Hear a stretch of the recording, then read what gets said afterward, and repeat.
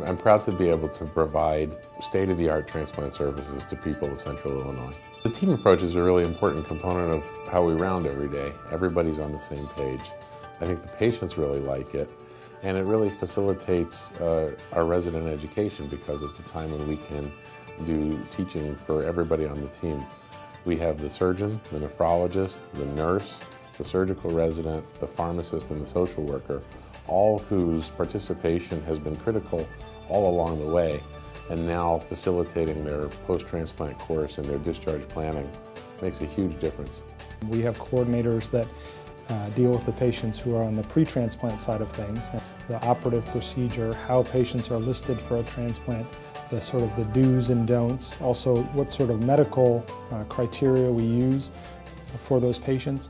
And I think it gives them a chance to sit down and have a lot of their questions answered in a group setting where they can see other patients that are also being referred, and by our nurses who are the ones that they're going to be dealing with basically on a day in, day out basis before transplantation. So I think that's extremely helpful before they even meet the physicians, that they've had that exposure to transplant. The transplant waiting list for a kidney can be as long as 4 or 5 years, and things can happen to a sick patient in the intervening time since we first met them.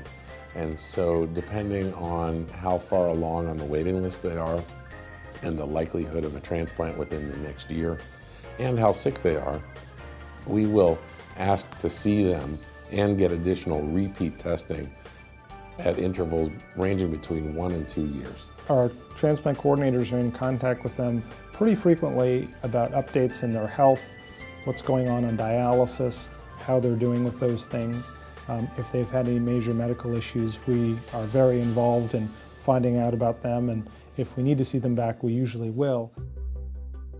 They go to a dedicated transplant floor with dedicated transplant nurses, and so they get very good care. They know the ins and outs of how patients are supposed to progress and what complications to watch for. I think the medical regimen in the hospital is very intensive.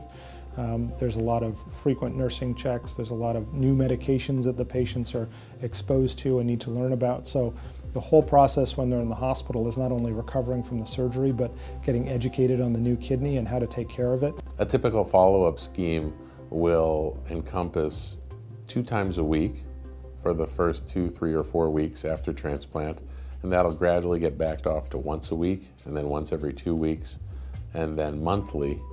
And then eventually, when the patients are doing very well and very stable and have returned to their community nephrologist, we will ask to see them at intervals of every 6 months to a year.